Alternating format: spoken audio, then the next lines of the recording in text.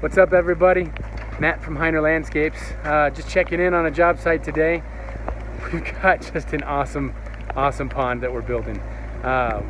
We've got the aquascape large kit going in here, and just look at the hillside that we're working with up here.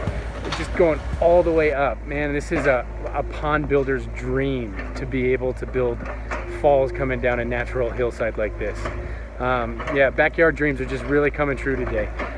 These clients in particular have, he has been wanting falls in his backyard for years, and so for him to be able to get this is really just a dream come true, he says. So really excited to be able to get these coming. We've got the body of water that's coming right here. Mother Nature's decided to start filling it up herself with some rainstorms this week.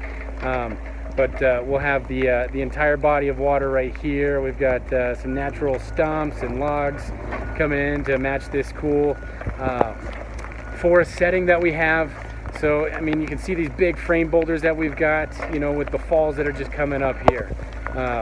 We'll check back into this place, but man, this is gonna be an awesome job. So one of the things I wanted to talk about is what goes into making a natural looking waterfall when we're building these things from scratch and they're man-made.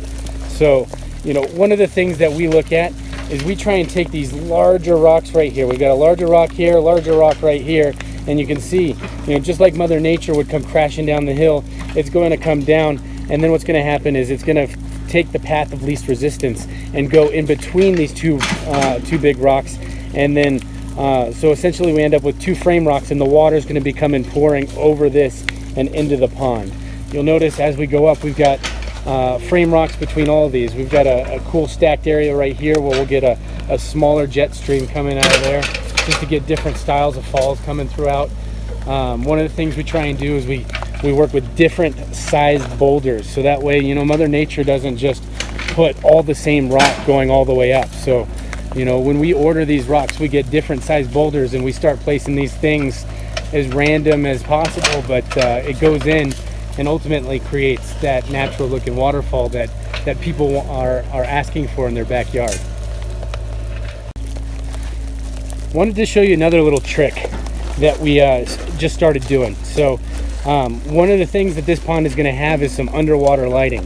And underwater lighting, if you don't have underwater lighting on your pond, it is a must-have. So we've got this guy tucked in underneath this rock. Water level is going to be probably, I would say right about here when we're all filled up. So this light is going to shine across, light up these rocks. There's going to be fish in here.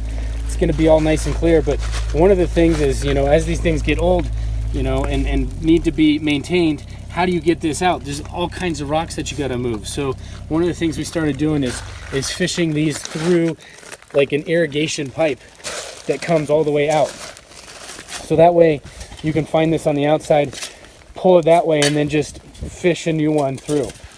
Neat little trick, thinking years down the road, so that way it's you've got ease of maintenance when you're taking care of these things long after the build is done. It is starting to rain harder, but that doesn't slow our crew down. We've got all these guys here, look at this, working with a smile. They just love building these falls, don't they? We've got the rain coming, and mud's gonna start happening, but man, we're just big kids playing in the mud. It's a dream come true for us here at Hiner Landscapes. But I'm gonna get up close with these guys and show you what are you doing.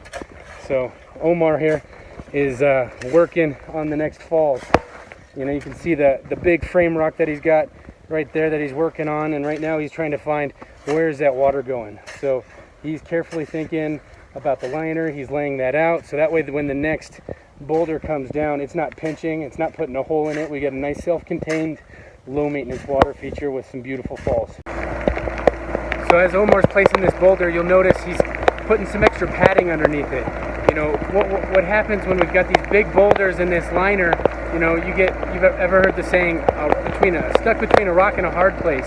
Well, this liner, it doesn't take much for it to tear and rip and put a hole in it. So we always take extra felt and rock pads and any scrap liner that we have, and we pad underneath this rock. So that way, when it's done and we have kids climbing around and there's any settling, you know, there's no chance of that slipping and pinching and creating a hole, causing issues down the road. So this is one of the things that we do as we're placing these boulders. It's something we've learned the hard ways over the years, but definitely know how to make it right now. So if you like what you're seeing here today, then you're going to love what you're going to see in a few days when I check back in and we fire this puppy up. Water's going to be flowing. It's going to be looking a lot more like something, you know, and there's more than just the water feature that's coming. We're going to keep checking in on this job as we continue on, because behind me here, we're going to have a nice patio with a fire pit. There's going to be an awesome area with a viewing stone. You know, there'll be a seat bench behind me, patio, walkway that takes you to the house. You know, this backyard's going to have a complete package. So for more videos like this and to see more progress, go ahead and hit the subscribe button, like, comment, tell me if you have any questions. Be happy to answer them, show you more of what we can do. Anyways, thanks for checking in, and we'll talk to you soon.